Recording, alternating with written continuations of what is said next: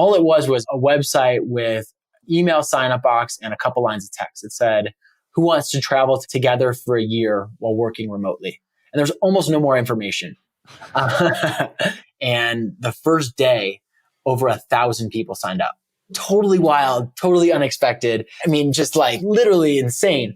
And then more people started talking about it and more people started putting in their email addresses. And then more press started reaching out. And over the next couple months, as this just kind of snowballed, over 50,000 people had signed up all over the world.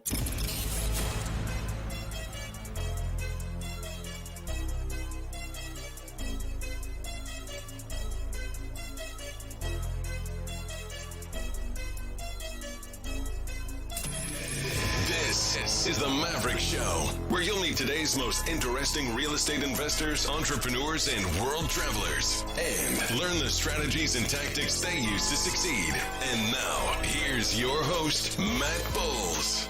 Hey everybody, it's Matt Bowles. Welcome to the Maverick Show. My guest today is Greg Caplan. He is the co-founder and CEO of Remote Year, the world's largest international work travel program. After building his first company and having it acquired by Groupon, Greg then founded Remote Year in 2015, which went on to raise $12 million in their Series A round and now has over 110 employees around the world. Remote Year enables location-independent professionals to live and work in different cities around the world as part of an immersive cultural and community experience. Participants get to work and live like a local for 4, 6, or 12 months in some of the world's most vibrant cities with a group of other professionals from different backgrounds and industries. For a monthly fee, Remote Year plans all the logistics, including flights, accommodations, workspace access with 24/7 Wi-Fi, as well as connecting participants with locals and planning activities on the ground in each city. Remote Year has now had over 2,500 participants at the time of this recording. Greg, welcome to the show. Awesome. Thank you, Matt. So excited to be here. My man, this interview has been in the works for a while. You and I last hung out in person. I feel like it was Austin, Texas. We were both speaking at the South by Southwest conference, and we hung out at the speaker dinner there back in March of 2019. Yes, sir. That was so much fun. What a great evening. That was awesome, man. Unfortunately, we're not in the same place today to do this interview because I was really hoping you and I could have a bottle of wine in person, but you were gracious enough to jump on from a different continent. I am actually today in St. Petersburg, Russia, and you are where today?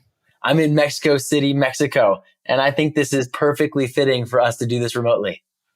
That's actually true. That's actually a good point. This is a very fitting interview to do remotely. So let's jump into it, man. I am excited to introduce you, and I'd love to start with your background in terms of, I know, by the way, I don't know if you know this about us, that we have this in common, but we were both born in the Chicagoland area. I was born in Arlington Heights. Very cool. And I was moved when I was very young, so I can't claim a whole lot of Chicago heritage, but I do have that as my birthplace. But I know you were born and raised there for most of your life. But I'd love to hear your story about how, growing up in the Chicago suburbs, you became so passionate about travel and interested in other cultures. How did that come about? Yeah, I think you hit the nail on the head with the description of my childhood. I grew up in a nice little suburban cul-de-sac in a suburb just north of Chicago. And you could probably picture what that suburban cul-de-sac looked like. It was very safe, very nice, very quiet. But what was unique about my upbringing is that when I was 5 years old, my parents met this guy named Selwyn Butler. And Selwyn was a great guy. He was in his early 20s and he was from New Zealand and in the States needed to find a place to stay for a couple weeks. So when my parents met him, they invited him to come and stay at our house. And we had such a good time, really hit it off, so much fun with him staying with us that he ended up staying for over 5 years, which was such an unbelievable experience. Basically, I have two brothers. It was like a third brother for that time. Still talk to him fairly regularly. And, we had such a good experience inviting Selwyn into our house, becoming sort of a part of our family. That next we had a whole bunch of people from all over the world living with us for various periods of time. We had Evan from South Africa, and then we had Ben and Daniel, two brothers from Australia for a while, 4 or 5 years, Menji and Luce from their dad's from North Africa, and then Aaron and Avery from Russia. And, we just had this sort of hodgepodge of people living with us for extended periods of time throughout my childhood, which was awesome. It kind of ended up looking like, 14, 15 people around the dinner table every night, which was sort of a mini model UN of craziness. But, that really for me, opened my eyes to, I think, people say global perspectives, but to me, really just how similar people are all over the world. People, I believe, are fundamentally the same at their core. Everybody loves pizza. Everyone cares about being safe and their family and their friends. And, there are differences culturally, but at the core, I think people across the world are more similar than they are different. That was a big learning for me throughout that experience. And the other thing, growing up in an environment with tons of people at all the time, it was loud, it was crazy, it was fun, it was also challenging at times, 6, 7, 8 boys sharing a bathroom.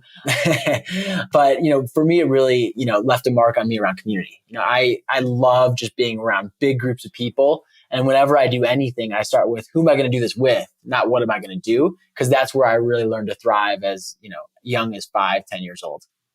That is amazing. Wow. And then as you grew older and then you started to travel and then you started to travel internationally at this point in your life, with all of the travel that you've done, let me just start off with a really broad and general question. Why do you, Greg, travel? What do you get out of it? What does travel mean to you at this point in your life? Yeah, travel is an interesting thing. I think when I was growing up, we definitely traveled a little bit, but, I didn't have the opportunity to spend extended amounts of time, outside the country, in any real way. I think when I really sort of caught the itch to see what that was like is probably my junior year of college, when all of my other friends got to go and study abroad and live abroad for a while. And, I went to the business school at University of Michigan, and they unfortunately didn't allow for us, for whatever reason, to study abroad. But I went and visited a few of my friends abroad in Asia and in Australia. And then another trip I took to visit some other friends across Europe. And I was just so amazed with this life that they were living, which was interesting and different and culturally exciting, trying new foods and meeting new people and having this amazing life-changing experience. Ever since I got to see this lifestyle that my friends created for themselves while they were just juniors in college, I sort of had this gnawing ambition to someday do that myself. And to be frank, I never really had that opportunity. So, after I graduated from school, I moved back to Chicago, which is where I grew up again, and, worked there for the next couple of years.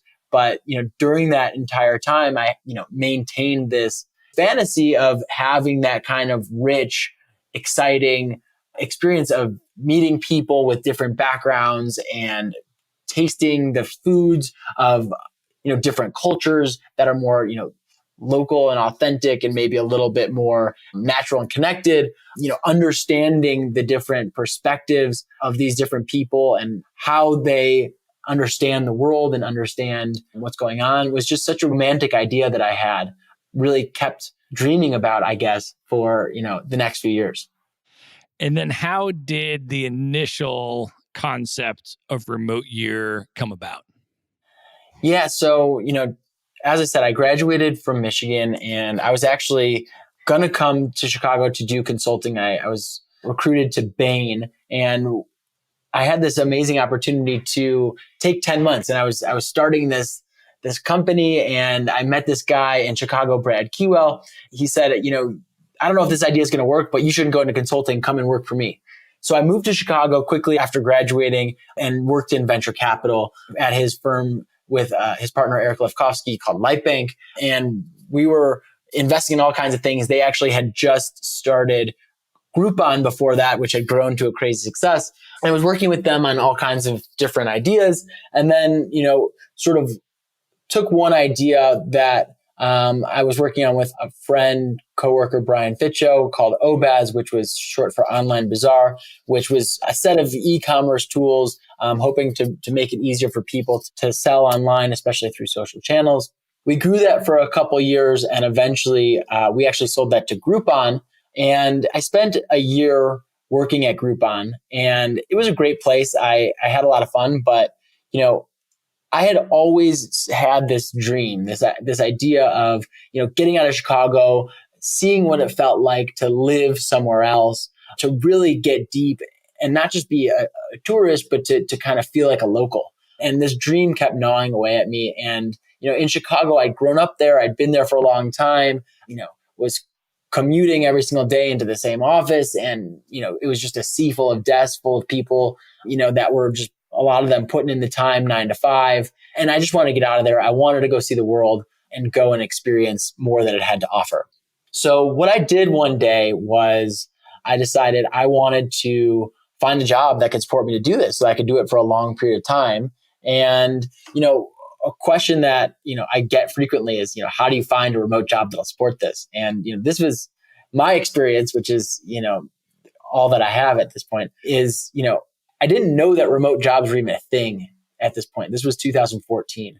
And I didn't know that it sort of existed. I guess the industry was just kind of starting.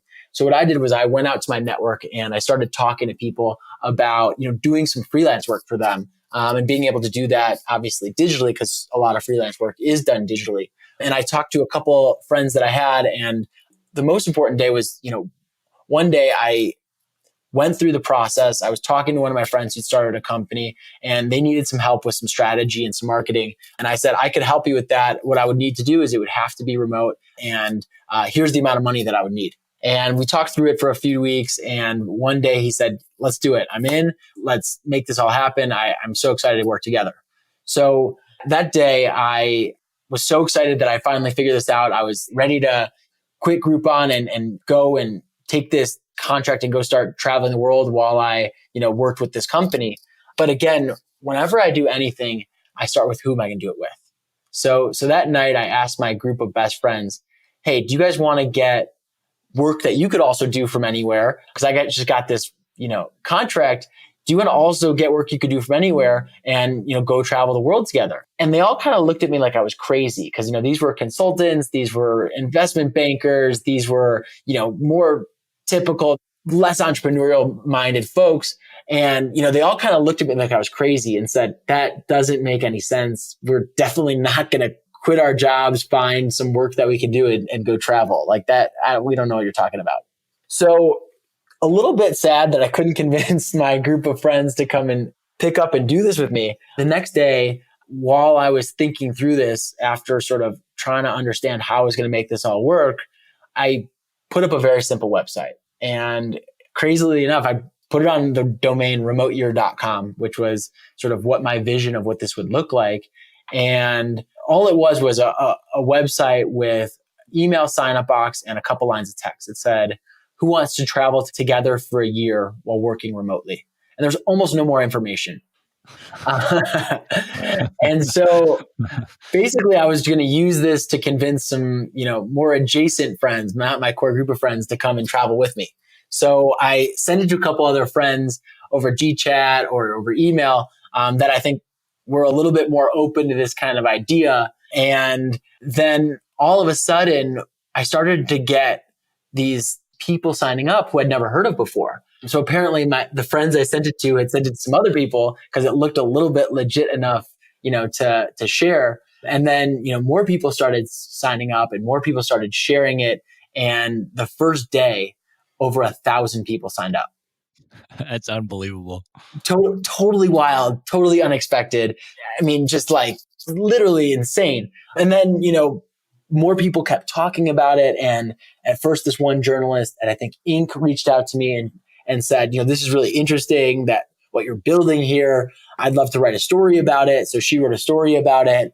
And then more people started talking about it and more people started putting in their email addresses. And then more press started reaching out and there were more publications in the US and then started to get inbound inquiries from press abroad. And, over the next couple months, as this just kind of snowballed, over 50,000 people had signed up all over the world. And, at that point, it was still just a very simple website with a couple lines of text and an email sign up box, which is wild and totally unexpected and amazing. And, that's when I started saying, there's something more here. There's something more than maybe just my sort of sad attempt to find friends to come travel with me, that there's something that we've hit on. And that's when we decided to really sort of formalize things and make this into more of a program that can help people who seem to really want to have this kind of experience, do that. And, at that point, it was very unclear what we were going to do, how it would work, where we would go, what it would cost, what it would include. Nothing was set. This was just kind of a couple words and ideas. And so thankfully, one of those friends that I tried to convince to come with me that original night, his name's Sam Pessin, and he's been my best friend for the last, 10 plus years. He was my roommate in Chicago. He actually was a consultant at Bain. So he's a super operational focused, detail oriented, amazing human being who actually had an amazingly relevant upbringing. He actually grew up as the son of a journalist, which means that he was living for a couple of years at a time all over the world in different places. So when he was born, his parents were living in China. They actually got kicked out a couple months later while he was a baby in '88 because of after the Tiananmen Square massacre. They kicked all the journalists out. And one of his first claims to fame was that he actually, with his mom, were on the cover of the Beijing Times or some Chinese newspaper as they were kicking all the journalists out. So he was on the cover of the newspaper as just a toddler or a baby. And then he lived in DC, he lived in London, he lived in Jerusalem. So he kind of is a little bit better of a background for starting something like Remote Year. So anyway, long story short, he was my roommate at the time. I had originally invited him to come and travel with me. After he said no, put up the website for Remote Year, it got all this interest and excitement. And throughout that process, we were, sitting together on the couch, having whiskeys, talking about how crazy all of this was. He naturally sort of moved into more of the operating capacity. He was thinking through more of the details of where would we go? How would this work? How would we structure this? What would it include? Where would we go? Like all these different details that he started to put together. And so naturally, as this kind of evolved, it was clear that he was going to help me build this out and make this sort of dream that I had into a reality. So we together over the next couple months really refined all of the sort of high level details. Funny story, our original itinerary that we had put together was going to 18 places for between 2 and 5 weeks each. I don't know why we decided to do that, but we did. And we had committed to releasing our itinerary on, I think it was December 1st, 2014. And so a few hours before we were going to release our itinerary, we were looking at the itinerary and we last second made a couple changes, which is wild to think about now that we would do that. But we did, and we changed it from 18 places to 12 places and said it'd be better to go to a couple fewer places. And we looked at it and we said, if we're going to go for a year, we might as well go to each place for 1 month. And so that was, one of the decisions that, ultimately looking back was an unbelievable decision. Thank God we made that decision because, going to each place for a variable amounts of time would have been a total nightmare to plan logistically and do. But, I think that speaks to the idea that we were just making decisions on the fly because this was a brand new idea, a brand new way of working and living that we were trying to create some structure behind to help that be a possibility for more people. And so over the next few months, we continued to refine exactly how it would work. We eventually then said, okay, now we have 50,000 people who've signed up. How do we decide who's going to come and who we're going to invite to join us? So we spent a long time really thinking about how we would decide who would be a good fit for our community. So we next launched a series of essays that we requested people fill out why they would be a good fit for our community and why the community would be a good fit for them. We read through all those essays, and then got on the phone with over 600 people to meet them, to talk to them, to understand what their background was, how they'd be a good fit in our community, and if this would be, a good fit for them. As we sort of went through that group and kept refining more of how this concept would work, we started offering people a place to join our inaugural group. And eventually on June 1st, 2015, we all hopped on a plane, us included, and our initial group of people. And the first remote year began in Prague, which is unbelievable thing that people trusted us to get on a plane and show up. And all they had ever seen was that simple website online and had a 30 or a 60-minute video chat at that time over Skype because Zoom didn't exist, with two sweaty guys in black t-shirts in their living room in Chicago. Totally wild. Well, my good friend Trevor Gerhardt, who was part of that inaugural group, the OGs, and I think he was literally the first single person to get off the plane in Prague, tells the story of how exactly what you just said. He's like, I signed up on some website and gave somebody $5,000 and bought a ticket to Prague. I sure hope somebody else is going to show up here and I didn't just get scammed.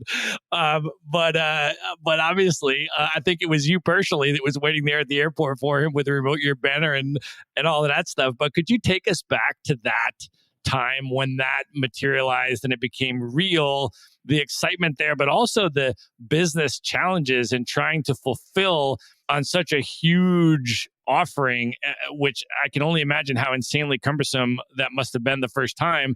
And then maybe take us from that first, what was the difference between the first remote year group and today? Now, I was on Libertatum, which was group number 7. So I did the 12-month remote year program a little over a year after you launched the first one. Mine started. So there was obviously some progress between 1 and 7, but between 7 and today, there's just been an enormous amount of quality control and infrastructure building and all that kind of stuff. So I'd love to get your perspective on how the first ever group went, and then what the lessons were from that, and how you evolved the company till today. Sure. So I'll take you back one step before that. So like I said, when early days, Sam and I started building together what this would look like, it became clear as we were talking to folks and starting to plan out the first remote year that the two of us would not be able to do this alone. And we brought on our initial group of our initial team of 6 people. And there were 4 other folks. There were Will and Trish, who were vaguely brought on to help with what we called operations. We had Hannah, who is our community manager for the first program. Now we call program leader. And we also brought on Jesse Gross to help with all kinds of things, and in particular, thinking about some of the future of work stuff and how we work with companies, because that's been a focus since the beginning. Great. So just to give people context, like how old your whole team was at this time, like the age range of you guys, just so people get a context. Yeah, we were definitely a green bunch. Sam and I were both 25 when we began, and then Jesse, Trish, Will, and Hannah were all, within 2 or 3 years of that. So it was everybody in their early to late 20s trying to figure out how to make this all work. Exactly. All right, go ahead. I just wanted that totally. Context. So we brought that team together, and ironically, we were working remotely, because these were all folks who we're just saying, this is exciting, this is interesting, I just want to help out however I can. They were helping out with, all kinds of random things before we kind of brought them on to the team. Will actually was still working for Accenture for the first few months of remote year, as he was also part of our team, which was a wild experience for him. He was working his butt off at that point with a job at Accenture and being part of the team building and on remote year. And so we all converged in Prague about a month early before the first program began. And ironically, we were a fully remote company, and at that moment became a co-located company for a short period of time, trying to build remote year. So we got to Prague about a month early for what we called setup. We had built the relationships with most of our accommodations providers. We built our relationship with a co-working space called Locus, but we were, coming in to check and make sure they had all the things that we needed to deliver on the promises that we made. So we created all these checklists and all these processes from just intuition to try to hopefully, take these hotels and apartments and dorms and co-working spaces that we'd found through making connections online and hopefully to ensure that they, met some level of standard and specifications that we were setting for ourselves to try to, make an infrastructure and an experience and a program that can help people be successful working remotely while traveling the world for a year. And so after a couple weeks of what we called setup, then we were in the moment getting ready for people to start landing. So we were creating process. We asked everybody to send us their flights of when they'd be getting in to Prague, and they were getting in at various times between Saturday, Sunday, and Monday of that first week of the program. And so we decided what we would do is we would wait for them at the airport with two of us. Hannah and I waited at the airport. We made a sign that said, remote year, welcome to Prague. And we were the greeting crew. And so whenever people landed, we'd track their flights. We'd meet them at the exit with our sign, and we'd run from area to area of the Prague airport greeting people. And then we'd bring them to the little sprinter bus that we had the next team waiting for to bring people from the airport batch with a couple folks that also got in, get to know each other, meet each other, and then bring them to their accommodations. So that first group, like you said, Trevor was the first one to land. We had our little janky sign that we held up. We met him for the first time in person. We gave him a hug, and then we brought him over to the bus to meet a couple other remotes that were landing shortly after him. And that was sort of the start of our first program of Remote Year. And how did the first year go? And what were some of the challenges in the first year? What were some of the lessons that you learned? And then how did you build it from 2015 till today? What's been the evolution?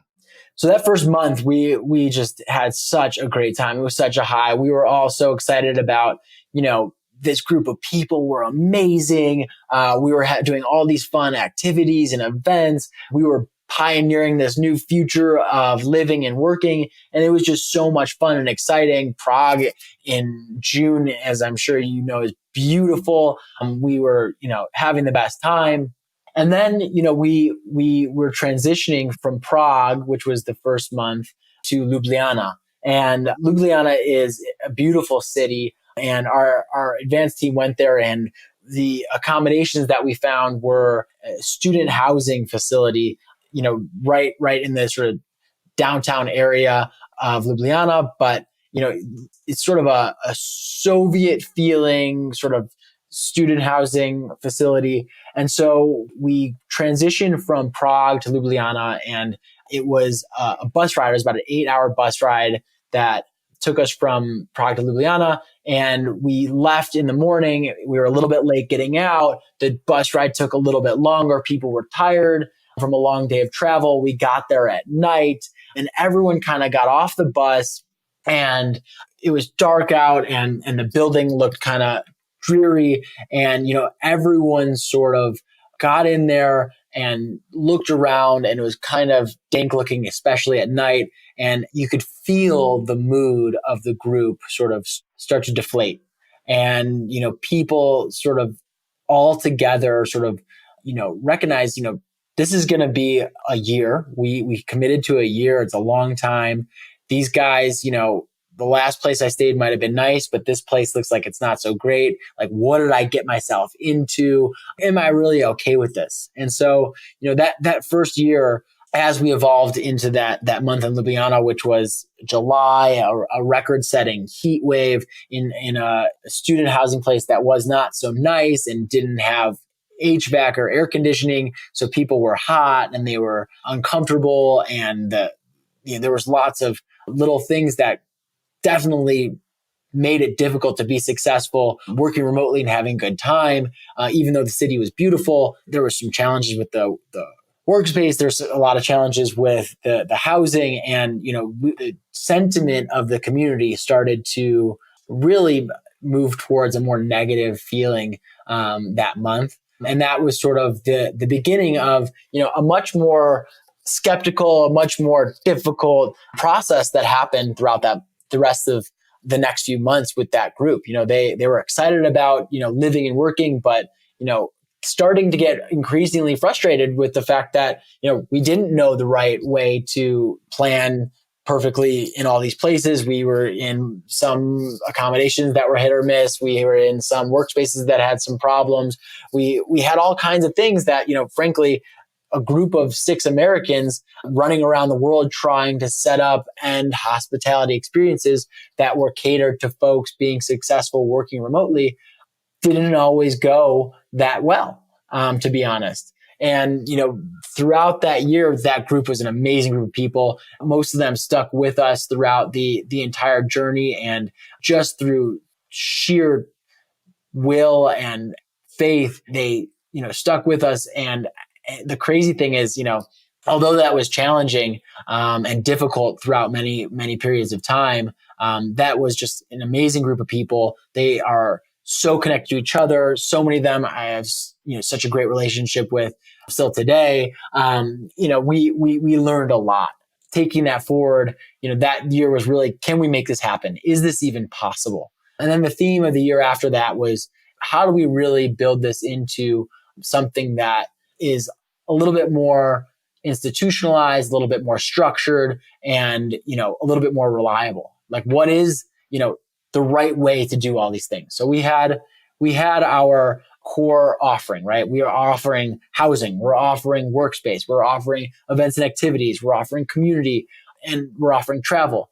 And I think the next year we really then had the opportunity to bring on a much larger team to really build out, what does that mean? How do we offer and build housing that can help people be successful working remotely, to have a great local immersive experience authentically, but also consistently? How do we do that with travel and workspace and events and activities? And so that next year, as we had more communities join our programs, it was really about, how do we take this sort of really wild, bleeding edge, complex experience and make it something that is a little bit more streamlined and consistent and high quality for people throughout their experience.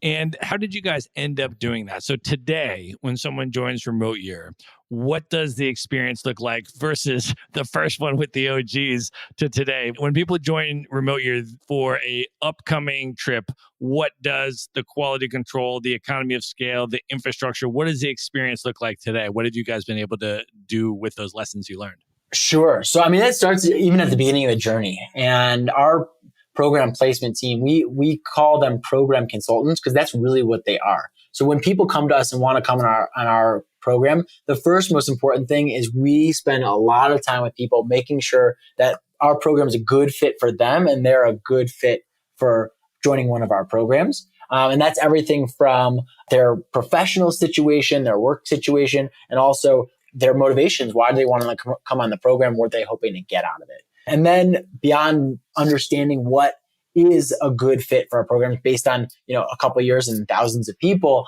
the next thing we do is we help people actually then take the next step. So before, everyone had to figure out their own professional situation on their own. And from day one, there's been a whole lot of people who said, well, I'd like for you guys to help me figure that out. So over the last year and a half, we've actually built an entire team, which we call the Employer Solutions Team. And their whole job is to help people that want to come in our programs and work full-time for a company go through the process of getting permission together, hand in hand, to get permission from their employer. So we have built out best practices from all the thousands of people who've done this and bring them to bear and help people really navigate that process successfully. And we have a really high success rate with people who actually want to go through that process and get that permission and able to actually do it through the processes that we built out. And that's been a really exciting evolution for us as an organization to help more people make this a reality. Awesome. Yep. So then the next part of their journey when someone wants to come on our program is onboarding. So they've decided to come on the program, then all these questions arise. And from day one, there's been a lot of consistency in these questions, right? What do I do with my apartment? How do I think about packing? What immunizations do I need? What visas do I need? How do I think about healthcare on the road? How do I think about insurance?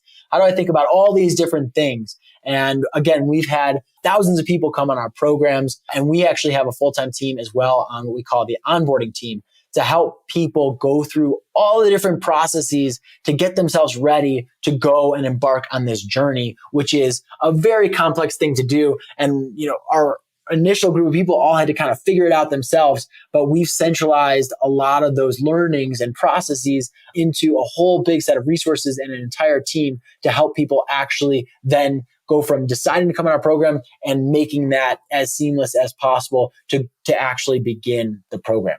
So that's the second thing that we do. And a big part of that, in addition to all the logistics, is meeting your community. So we actually have a bunch of different ways digitally that we bring the community of people together to start getting to know each other and planning and having fun and building relationships before they actually set foot on the ground on the first day of their program. Because at the core of everything that we do of Remote Year, ever since the start of the first day, the core of Remote Year has been community, has been people having this experience together. And that's what's really unique about traveling with Remote Year versus doing it on your own, is that you're joining this community, which is so hard to communicate the value of, but is for me so foundational to what makes this exciting and fun and also comfortable and safe and a little bit more familiar.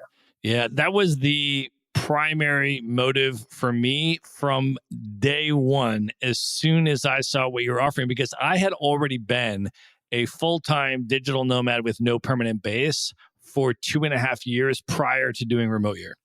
And as I was traveling around the world, and I was in a relationship at the time for those 2.5 years, and I was traveling around with my partner, and then she and I ended up breaking up.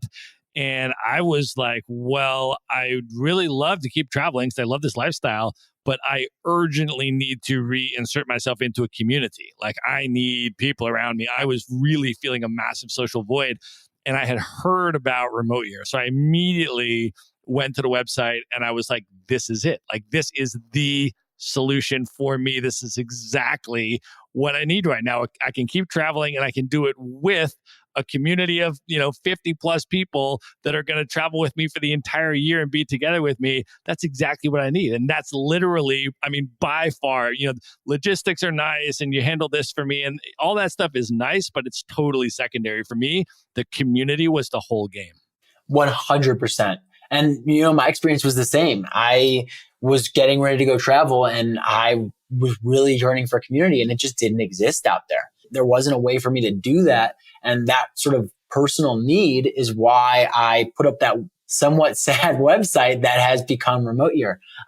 So that I think is the core. And I think that community, number one, makes travel more palatable, more comfortable in a lot of ways. And then also the relationships that I have built and that most people in this community have built through that shared experience is just so different than any kind of relationship that can be built, I think, at any other point in people's post-childhood career. Like, after school, there's almost no opportunity for people to have these kinds of experiences and build these kinds of relationships, which I think is one of the most special things about Remote Year.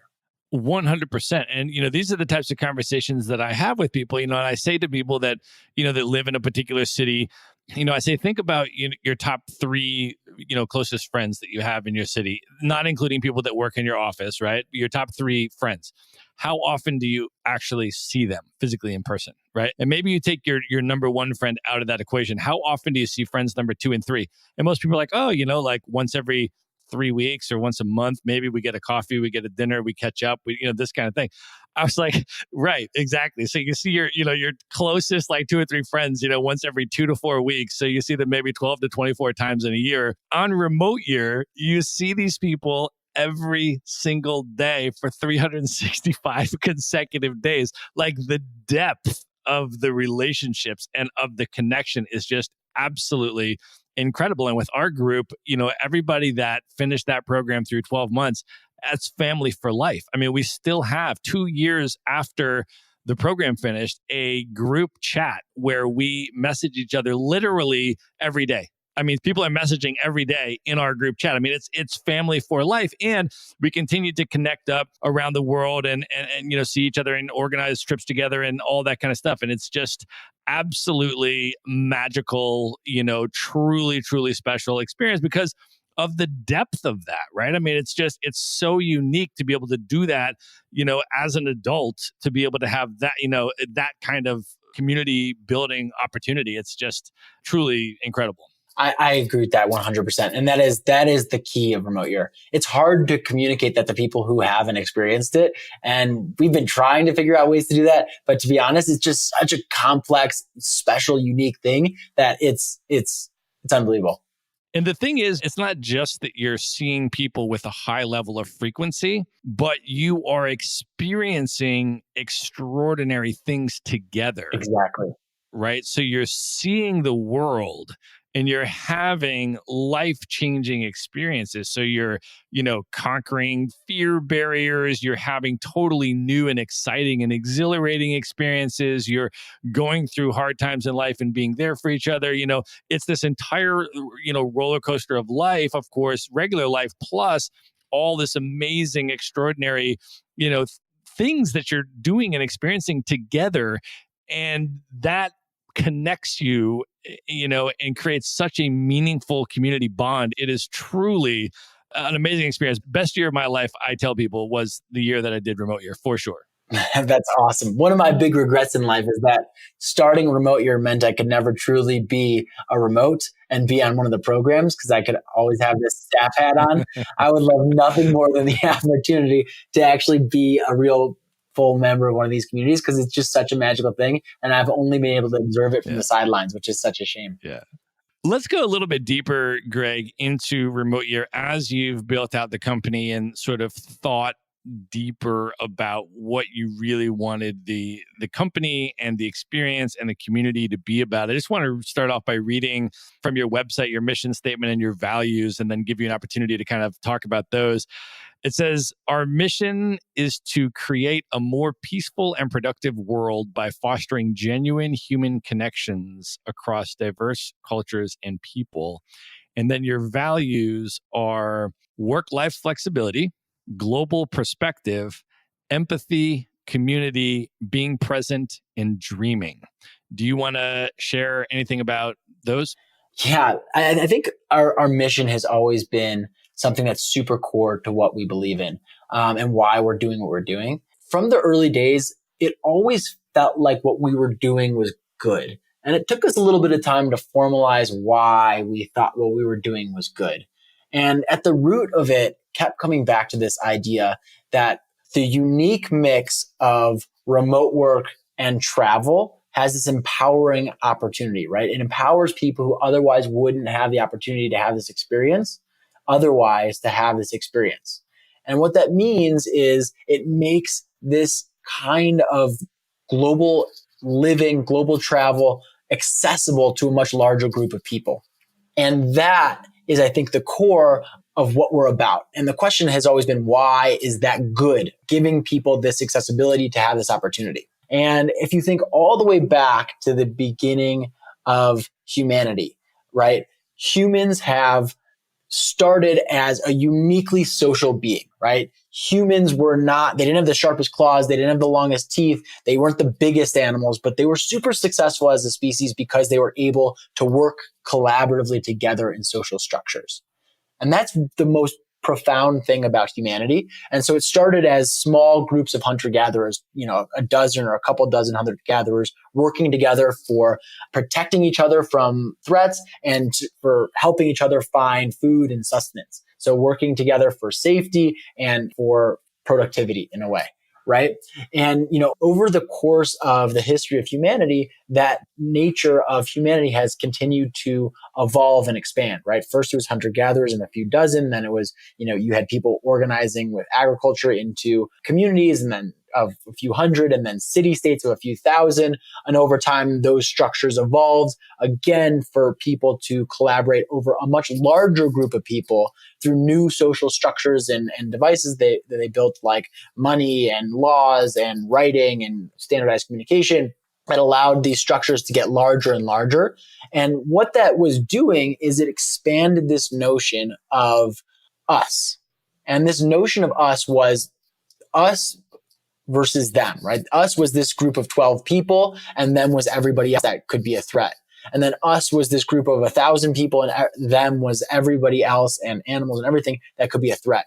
And the notion of us then expanded again from city states to nation states of a few 100,000 people and then millions of people. And then you have these things like the UN and the G7 and that expand the notion of us amongst even larger ideologies to include billions of people now today, right? And this notion of us throughout the course of humanity has been expanding fairly linearly. There are definitely some reversions, and it goes down as people put up new divisions and borders. But I think the general arc of humanity is this constantly evolving and expanding notion of this idea of us.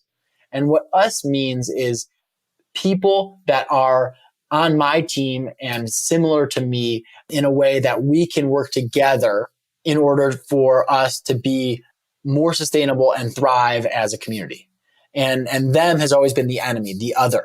And I think as we look towards that trend, I believe eventually this notion of us is going to span the entirety of humanity. And the reason why I believe that is because as you look towards the long arc of history, that's been the direction things have evolved. And I think that the threats are no longer other humans like they used to be, but they're much more existential. They're things like global warming. They're things like mass disease and hunger and all these big problems that humanity needs to band together into a much larger notion of us than we have today in order to attack those things collaboratively together. And so if you believe that that is the larger arc of where humanity is going, then the question is, how do we get there? And I believe that the only way for humanity to work together peacefully and productively is for everybody on the planet to have these kinds of profound experiences where they understand the similarity and connectedness of all humans on the planet. And I think that's exactly what Remote Year does. Remote Year gives people this accessibility to have the opportunity to go and live across the world in a very different place, to have the core insight that the people there are just like me. Can you also talk about the positive impact initiative? Maybe you can even start by thinking about this broadly in terms of, what are the ethics associated with international travel in terms of being an environmentally responsible, a socially responsible traveler? And how has Remote Year integrated that into the program through the positive impact initiatives? Maybe just talk a little bit about that. Sure. So I think, there definitely are some complications with travel. There's also lots of benefit. Travel is one of the largest industries in the world and contributes meaningfully to lots of different economies. But the challenges are definitely real and they are profound. The environmental impact is one. The more important one that we like to think about is the community impact and how do tourists become valuable members of the communities that they travel to. And that's something we spend a lot of time on, and positive impact and being positive community members of the communities that we're in is very, very important to us.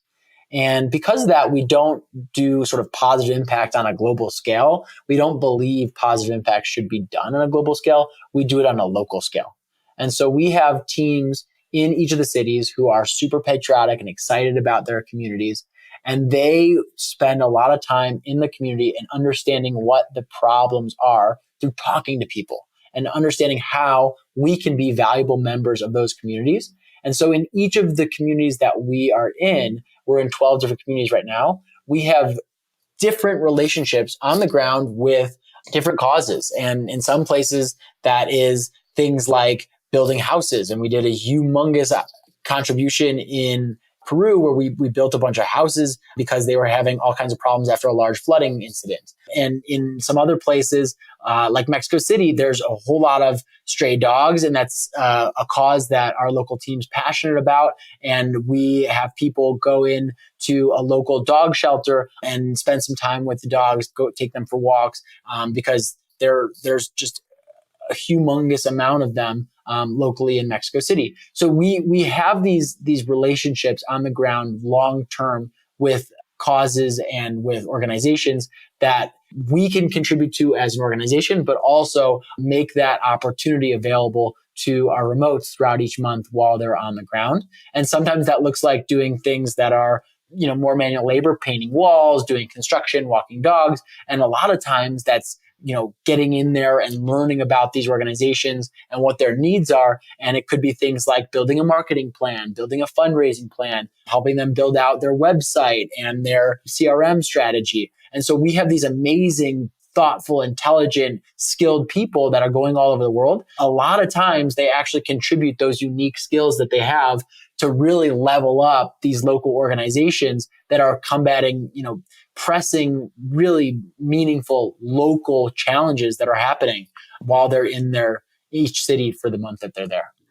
Well, one of the things that was really amazing to me in my very first month of remote year, which was in Kuala Lumpur, Malaysia, you don't really know anybody. You're just kind of meeting people still the first week. And and they offered us the very first week this positive impact opportunity. It was like, how many people want to go and volunteer to teach in, these refugee kids, right, in the school of refugees there locally in Kuala Lumpur. And literally, I think like everyone's hand went up. They're like, oh, I'll volunteer, like the whole entire group, And so it was amazingly inspiring to me to see how much people want to contribute, and either through a remote year company organized connections and infrastructure, or even independently. I remember that the Yugen group, who I got to hang out with, when I was an alumni, I got to hang out with them a bit. And then when they went down to Colombia and just started doing this massive, house building project, probably similar to the one that you mentioned in Peru, but this one was in Colombia for, homeless and disadvantaged people and stuff at the, behest of the local community, obviously. And, just launched this massive thing. And people from all these different remote year groups just started contributing money and started, supporting. And it just became this huge thing. And so it's been really, really exciting to see how passionate the number of people are that do remote year for contributing to the different areas where they go. I totally agree. That You Can Build project was one of the most inspiring things I've ever seen before. And the community, I think, is so powerful in collaborating. I think that example that you brought up of all the different communities contributing to that Yugen initiative is also one of the most special things. It's crazy that there's people who've never met each other, but have been connected through this shared experience of remote year and have these digital platforms to connect and collaborate, are able to, across the world, come together and make something like that project happen. Definitely speaks to the passion that we have across the community for giving back and for contributing, but also for how cool it is and how powerful that shared experience and that community that has evolved on top of it. Can you talk a little bit about the citizen program? Because I think one of the things that I'm always talking to people about when they ask me about remote year, in addition to talking about, the actual 12 months and the people in your group, and like, this is what the experience is like, the much larger, much longer term, picture of things is that you are becoming part of a massive, now 2,500 plus people, global nomadic ecosystem that is connected in really extraordinary ways. Can you talk a little bit about what the citizen program is, as well as sort of what the nation is and how the Slack channels are structured? Yeah, sure. So we call our community the Remote Nation. And I created a very intentional framing. We believe in ourselves sort of as a large community of people who are distributed all over the world, but we call it a Remote Nation because we are a very intentional community in that way. And when people finish their program, they become what we call a citizen in that remote nation. And that terminology is very intentional because we believe that the connectivity between these people should feel like they're part of that same nation, that same nationality. we have this unbelievable community of people that have finished our programs and are part of that nation, are citizens of that nation. And over the last few years, we've been really building out what are the opportunities for people as citizens to continue to stay connected to that community. And we've spent a lot of time building out that opportunity. It started with what we called global access. And that was the opportunity to join in with any of our communities on a month-to-month basis, wherever we had them available. And our citizens are some of the best influences our community. They come in, they get to meet everybody, everyone gets to learn from them, they get to build these relationships. And that was just incredibly successful. Lots and lots of people were doing that. But the citizens said, we want more. We are already meeting up with each other. We're already connecting with each other locally. We're already planning all kinds of positive impact, and we're doing all kinds of different things like organizing dinners and having networking events and having shared activities. And so we spent a lot of time talking to them and understanding how can we support that excitement, support that community in more interesting and profound ways. The next thing that we launched, what we call citizen houses. And that's where we bring people together for specific times in places that we don't have existing communities. And that, is in sometimes beach locations, that's sometimes mountains, that's skiing, that's all kinds of really interesting and exciting things. But the core of that is the community of people coming together. And we've gotten great response from that. People are really excited to do more of that. And so we have a whole bunch more that we're planning around that. The next thing people wanted to do as part of this remote nation, as citizens of our remote nation, was come together in a larger format. And so we actually rented an entire camp outside of New York City for everyone to come together and spend a few days meeting each other, having fun, connecting, collaborating. I'm so excited to see what that looks like. That's happening in just a couple of weeks, the second week of September, which has been really awesome. We have a couple hundred people coming to that. I'm going to that. It's going to be so much fun. And the citizens' opportunity to connect people and continue to build. We talked about this while we were together in Austin. I have a long-term dream of having clubhouses in cities all over the world for our nation to use to come together and build relationships and have fun and do all kinds of things that are professionally focused and adventure focused to really continue to build the community and have ways for them to connect and to meet and to stay engaged with our nation. Well, it's amazing too, because everyone is on Slack. And so as soon as you get into remote, your group has a Slack channel, but then you can join all of these other Slack channels. And then when you're an alumni, you have access to the entire nation, and people are just creating all of these different Slack channels based on shared interests. So there's who's interested in scuba diving, and there's like global scuba diving trips being planned, or, who's interested in entrepreneurship and who's interested in this. And, all of these different things are going on. And the other thing that's amazing is how you can use that to connect with people anywhere around the world. I was just 2 weeks ago in Tbilisi, Georgia. Had never been there. It was my first time there. And I knew one person that I was meeting there, Katie Fowler from Batuta, was going to meet me there. And I knew that she was going to be there. So she and I were just going to go to Tbilisi together. And I just threw a message out on the, Remote Year Citizens channel. I said, hey, is anybody else in Tbilisi? 10 citizens, Greg, were in Tbilisi the exact same week that I was there. We had a dinner with 10 remote year citizens in Tbilisi. And similarly, last year I was going to Nairobi, Kenya, which, these are not cities that Remote Year has ever been to, has anything to do with, is not in any way involved with.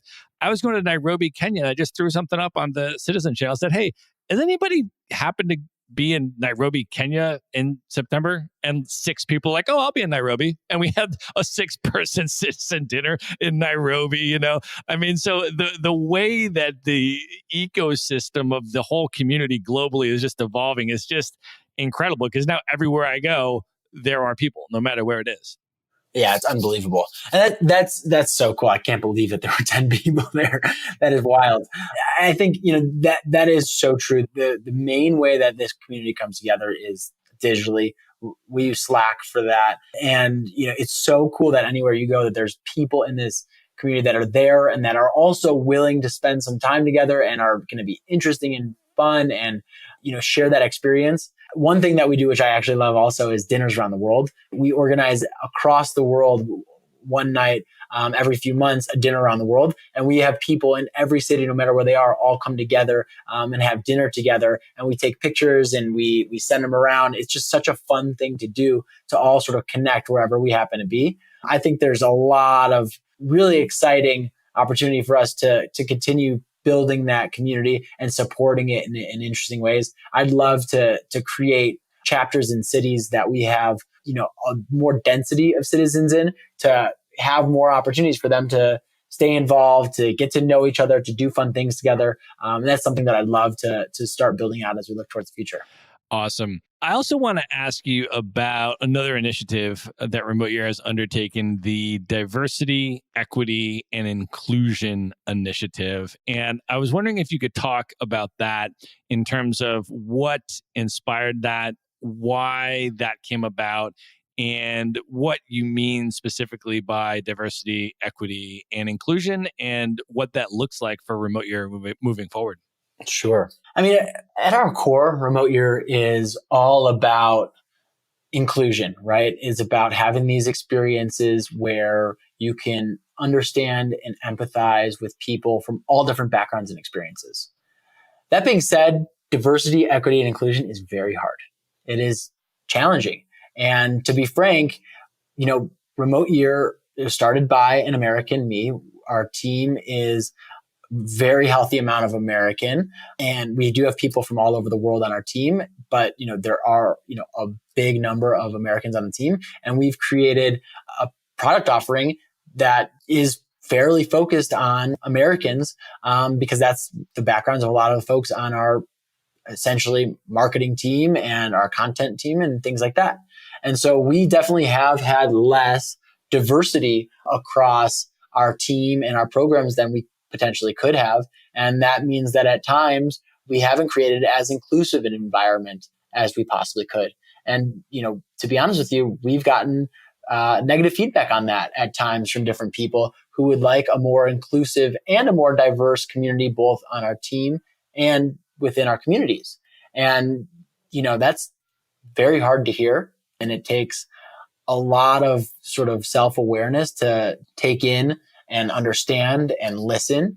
And, as we've been listening, we've been hearing that there definitely have been instances where we have not created an inclusive environment for everybody. And it's been challenging for folks at times. And so we decided over the last few years to double down on our investment and our focus on creating an inclusive environment for people, no matter what their background or experience is. And that starts with learning and listening and understanding how we're not being as inclusive as possible. And second is we brought in experts, external experts, to help us build content and curriculum and trainings for both our team and for our communities. Every new community goes through an inclusivity training at the beginning of their program. And then we have different structures to help reinforce that notion of inclusivity throughout everybody's journey. So it's a focus that we've had. It's something that we're working every day to continue to evolve, but we're definitely conscious of the fact that we're not perfect.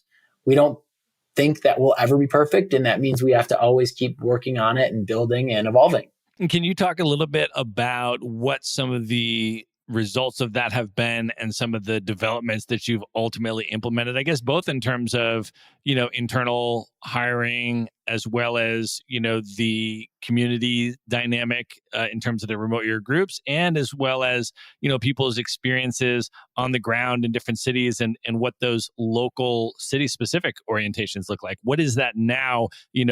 What are we, 4 years after the founding of Remote Year? What today does the diversity, equity, and inclusion experience look like? Yeah, I mean, so a big part of that is we start every program off with a deeper training. And we also have a touch point before people get to each city where we have a city preview and we bring them up to speed with the different things that they should understand and know about each of those cultures. And a part of that is understanding some of the DEI concerns and differences amongst different cultures. And, we do definitely facilitate that also within our communities. as well as their relationship to the external community they're in.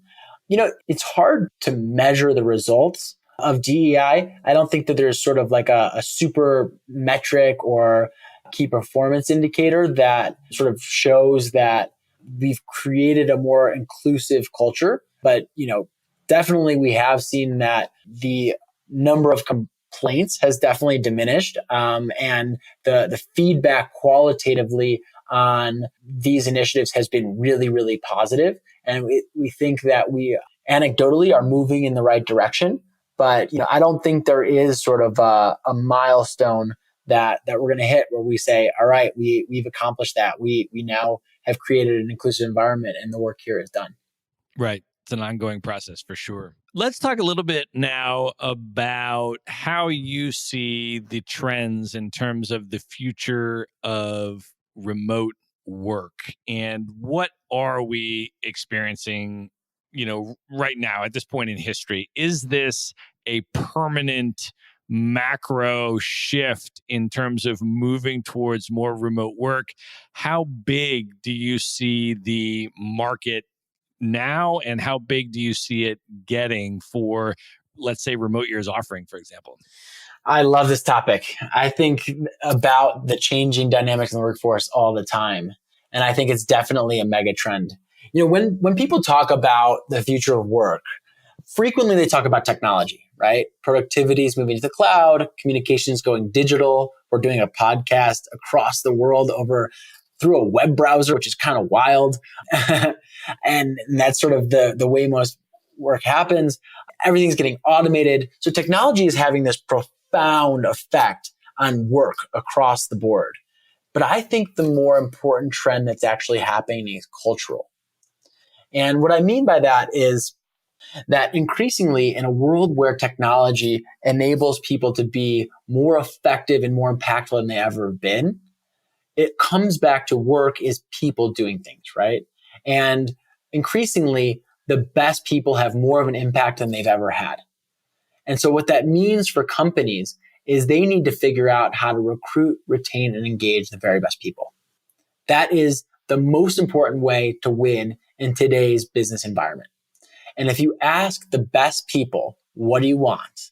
They want to work when they want, where they want, how they want, and then on things that they find inspiring, right? And that is the critical thing that's happening, I believe, in the workplace today, in the talent wars that are happening. And so the best people, by demanding to work when they want, where they want, and how they want, are getting that from employers who are fighting and battling each other to attract those top people. And the way increasingly that these companies are doing it is they're offering different levels and different kinds of flexibility for those top performers. And what that's doing is it's causing the best companies to make a pretty critical decision. Either get on board with the flexible work style that the best people are demanding, or lose out on top talent that will go to some other competitor that will eventually win against you because of the top talent they're able to recruit. And so what that's doing is it's taking this conversation around flexibility of all kinds, and it's elevating it from what used to be the bowels of the HR department and elevating it now into the boardrooms of companies across the world. And these companies over and over again are making this decision to embrace this kinds of flexibility in new and interesting ways to attract and retain the best people. And it's then percolating down into a company-wide policy or process or procedure that's impacting more and more people. And it's become quickly something that is now not done only on the fringes, but become mainstream. So much so that now 52% of the US working population now works at least part-time remotely. And part-time remote is defined by at least 1 day a month working out of the office. So what we're seeing is this way of working, this flexible, distributed remote way of working is quickly becoming a mainstream thing. And I think as we look towards the future, is only going to become more in demand by the top people and down. And more companies are going to utilize this as a way to recruit and retain them. And it's just going to become the way that we do work. Can you give some examples? I know some pretty large companies have connected with you guys and actually offered the remote year opportunity to potential talent that they're trying to recruit as a benefit. Can you give some examples of how that's gone for companies? Sure. So we've had people participate in our programs from a few hundred different companies, which is so cool to see. And it's in some cases gone incredibly well, and in some cases, there's been some issues. And I think most of the issues that have stemmed from this is that there's too many people that want to do it. Sometimes a company will offer this to some of their top performers, and then a whole bunch of people want to join the experience. And the company then gets a little bit scared of what that reality can look like if they're not ready to make that full leap. And they have, in some cases pulled back on it. But in most cases, what we see is people have gone on the programs. They've been successful doing their jobs. They've been getting promotions. They've been getting all kinds of great feedback. And we've seen more and more people coming from a lot of those same companies. We've actually seen a much growing percentage of people on our programs coming from the companies that have already had people on the programs. Over the last few years, that number of people has been growing over time. So a lot of the companies have been successful. And in most cases, what we've been seeing is it comes from somebody who wants to come on the program. They work with the company to get that permission.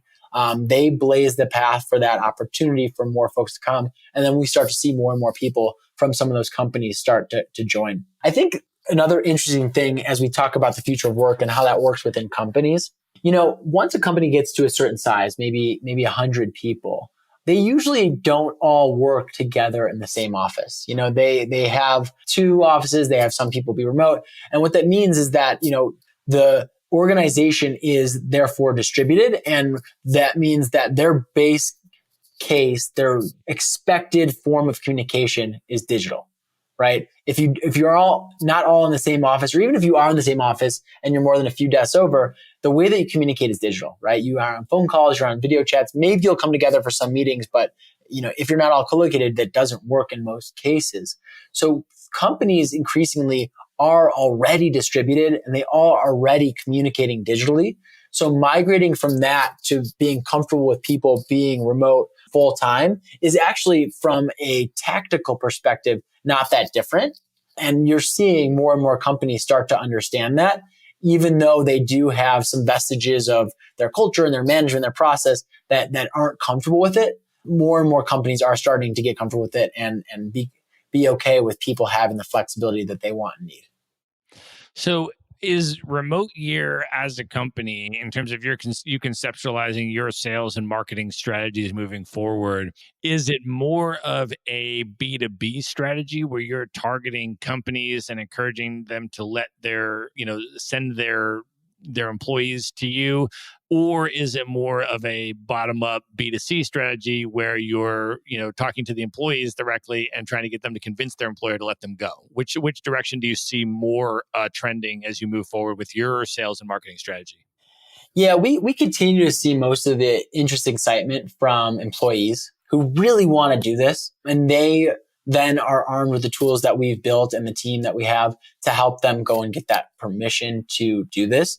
We haven't really cracked the nut yet fully on how to get companies to really promote this as a perk to win the culture and talent war. We think that there are some right now, but I think as we look towards the future, this is going to become table stakes for companies to have as part of their people ops strategy. They're going to recruit with it, saying this is an opportunity. They're going to retain with it by saying people, once they've been around for XYZ amount of time and they've achieved a certain level of performance reviews, can have an opportunity like going on Remote Year or Remote Year specifically. And I think this is going to be an opportunity, if they are retaining folks, to really invest in making them the future leaders of their company because of all the professional growth that happens on our programs. But we have been working on that, but haven't, fully cracked the nut on how to, really build that into companies who, at a strategic level, who can be, promoting this to their workforce. We do believe long-term that is the vision. But as we think about, the next steps in the near term, we are pretty focused on, where we are seeing lots of interesting excitement, which still continues to come from employees who want to do this. Awesome. All right, Greg, are you ready for the lightning round? Let's do it. Awesome. All right. What is one book that has influenced you over the years that you would most recommend to people? Oh man, I love reading. And I think reading on the road with a Kindle is one of the best things ever. We actually had a shared Kindle account for our team until we got to like 100 people and they shut us off. One of my favorite books that I think about anthropology, I think about humans a lot and how they work and how they change, is Sapiens, an incredible book. Definitely recommend reading that book, and you should check it out. Awesome. What is one travel hack that you use that you would recommend to people? Travel is all about going into environments that are different and interesting. Whenever I travel, I like to figure out the things that for me are comfortable and nice. And so one thing that I do whenever I get to a new place, especially when it's an Airbnb or somewhere or a remote your apartment or somewhere that has a kitchen, I like to go and get a dozen eggs, because one of the things that makes me feel comfortable in the morning, wake up, fry up a couple eggs, and eat those, get the day started on the right foot, is a great travel hack for me to find some level of continuity and comfort wherever I go. The other thing that I love to do is I love to walk. I love to walk around cities, and I try to spend as much time as I can outside, moving, being active, and seeing different places. I try to walk 10 miles a day. Sometimes it's a challenge, sometimes it works, but it's a great way to see a city. It's a great way to get active, and it's a great way to get acclimated to a new environment. Awesome. What is one stress reduction technique that you have? Yeah, I think it's going back to the same thing. I love to spend a lot of time walking, and whenever I travel, I spend time walking. And whenever I'm based in Mexico City these days, I like to walk around Mexico City as much as I can as well. It relieves stress. It gets you active. It gets you moving. Gets your heart rate going. I would highly recommend people spend more time walking than they do. I don't know what the science is, but I'm sure more will come out about the benefits of spending a lot of time walking. Awesome. Last two questions, Greg. What are your top 3 travel destinations, favorite places you've ever been of all time that you'd recommend? Oh man, top 3 is so challenging. I think, anywhere you go, there is so much unique, rich local culture. And we are in this amazing time where you have accessibility to getting into that and experiencing it authentically in these unbelievable opportunities. I can't say that there's any 3 that are more special than others, but I would say in terms of recently, I have been spending a lot of time in Mexico City. Unbelievable food, unbelievable culture. I spent a lot of time in Lisbon. Portuguese culture is amazing. They have great seafood, great wine, great people. That's another unbelievable place to check out. Another one that I was a few weeks ago in Lima, Peru. If you haven't had ceviche in Lima, you got to get there. You got to try it. Peruvian culture is incredible. There's so many cool activities, hiking the Inca Trail, an unbelievable place to be. Awesome, man. Last question. What are your top 3 bucket list destinations that you've never been to that you most want to go? Oh man, bucket list destinations. Well, you're in Russia right now. I have never been to Russia. I don't know that it's a bucket list destination, but somewhere that I've been interested to check out because of some of the cultural differences. I'm hopeful that I have the opportunity to go there at some point. I haven't yet. I looked into it at one point and I think there was some visa stuff.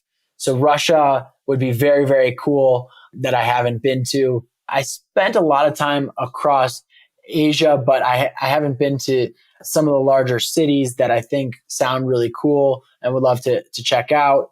And, I'm not such a big adventure person, but I think going to Antarctica would be just unbelievable at some point in my life if I have the opportunity. I love it, man. All right, Greg, thank you so much for being on the show. I want to let you know how people can get a hold of you if they want to follow you on social media, if they want to learn more about Remote Year. And I understand for the Maverick Show listeners that we've got a link for them where if they are interested in doing the program, they can actually get a $200 discount on the program if they go through that link. So we're going to put that up in the show notes. But beyond that, if they want to learn more about Remote Year or follow you on social media, how do they connect with you? That's awesome. If you want to connect with me, you could just email me directly, greg@remoteyear.com. I love getting emails. I love meeting people. Feel free to reach out directly. If you want to follow me, I don't post that much on Instagram, but I do like to tweet. I tweet mostly about the future of work, remote work, and travel. And I'm at GD Caplan, GDCAPLAN. Look forward to connecting with you over email or on Twitter. Awesome, Greg. Thanks so much for being here, my man. This was a blast. Thank you so much, Matt. Thanks, buddy. Good night, everybody. Be sure to visit the show notes page at themaverickshow.com for direct links to all the books, people, and resources mentioned in this episode. You'll find all that and much more at themaverickshow.com.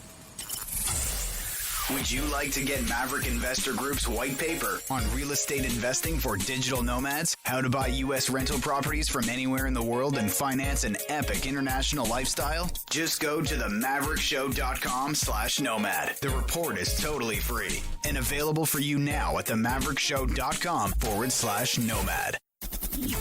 Do you want to learn how to travel the world for a year plus with carry-on luggage only and look good while you're doing it? Go to themaverickshow.com/packing to see a free recorded webinar and learn exactly how Matt does it. He shows you the luggage he uses, the specific items he packs, and the travel brands he likes most. Even if you're just looking to go on shorter trips but pack more efficiently,